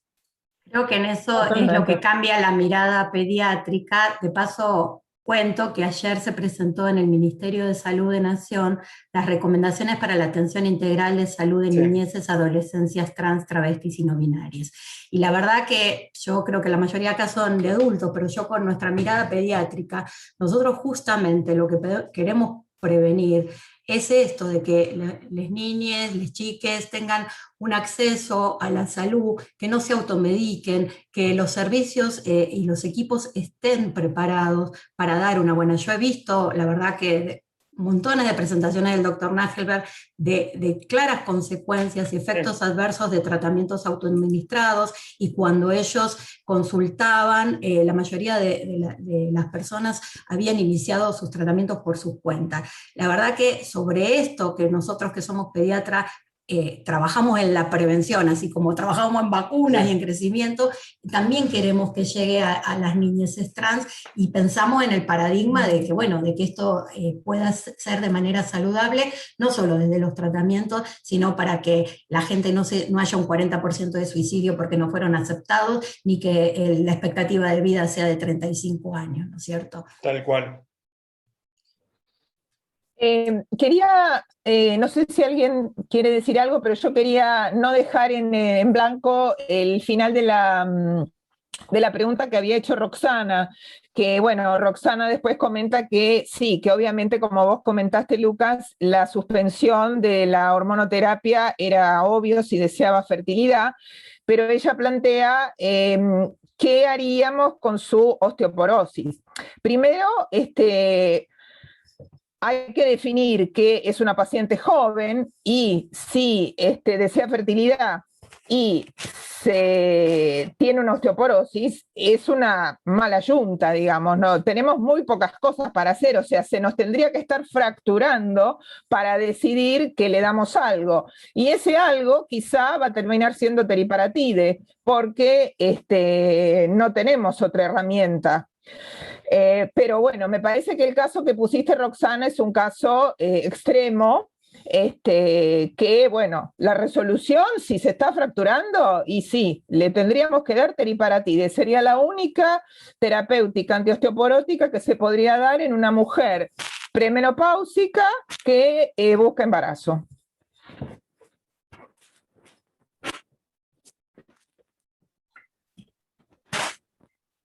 Ya se te escucha, Silvia. Bueno. Ahí se... Ahí está. Estoy de acuerdo con lo que dice Adri, es así, que es un problema, una dificultad muy grande, primero porque no hablamos solamente de la población trans, sino también de las mujeres premenopáusicas, que no hay autorización para el uso de bifosfonatos por la FDA, y que bueno, en esos casos que son los corticoideos, que se nos fracturan, con el riesgo muy alto, lo que tenemos que dar es un osteoformador. Y más pensando, si quieren búsqueda de fertilidad en unos años, tenemos que pensar que otras drogas no son posibles porque los bifosfonatos se depositan en el hueso. Algunos también pueden dar denosumab, porque bueno, tiene una farmacocinética distinta, sabemos que no se depositan en el hueso, pero si uno tiene que ver lo fisiológico a esa edad, lo ideal sería dar un osteoformador.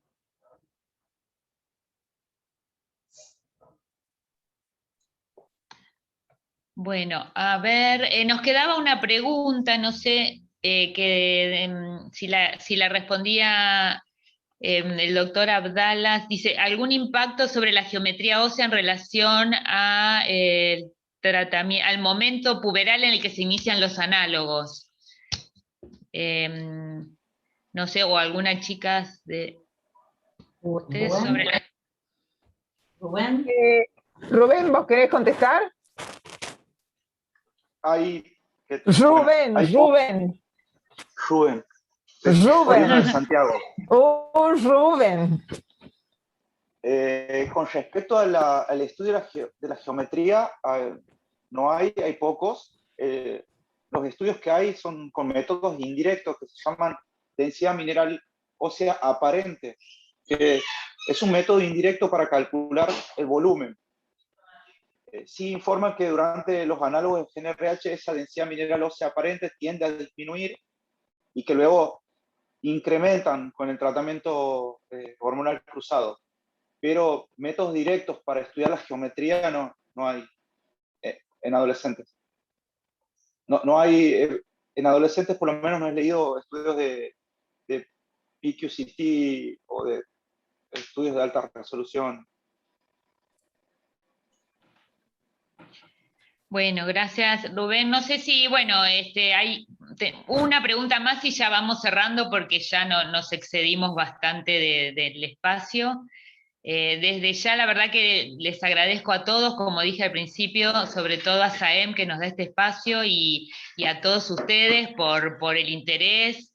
Realmente son excelentes los expositores, los aportes. Gracias Rubén, Verónica, todos los que se fueron sumando y a todos por el interés y permanecer hasta esta hora, ¿no? Bueno, no sé si alguien quiere seguir, Silvia, o algo. No, también, la verdad que quiero agradecer a todos los que nos están escuchando hasta esta hora, sabiendo que, bueno, a veces no es tan fácil con las actividades de cada uno, y la verdad, realmente les quiero agradecer también los aportes a Rubén, que tiene una gran experiencia y ha publicado lindos trabajos, y a todos los expositores que la verdad que dieron muy lindas charlas, y los aportes también. Bueno, muchas gracias para todos y hasta pronto. Bueno, muchas gracias. Chao, gracias a todos. Muchas gracias. Chao, chao. Chao, gracias. Gracias a todos.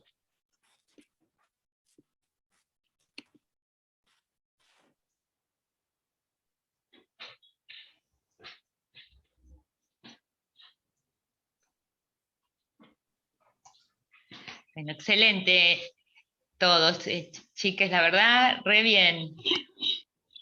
Me encantó. Muy lindo todo salió, ¿no? Me parece interesante el debate. Sí. Y todo.